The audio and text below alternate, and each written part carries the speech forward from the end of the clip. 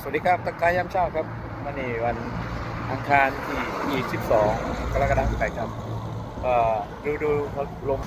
นี่ยามเช้าตอนนี้มัน1 โมงครับ7 นาฬิกานะครับมีท้องฟ้ามีเมฆ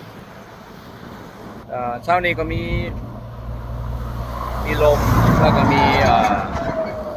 ละอองฝนเนาะนิดหน่อยครับตอนนี้ความรุนแรงของพายุวิภาก็อยู่บริเวณหลวงพระบางไปทางเหนือไปทางน่านไปทางเชียงรายคือ1 กระเพิงนะบาง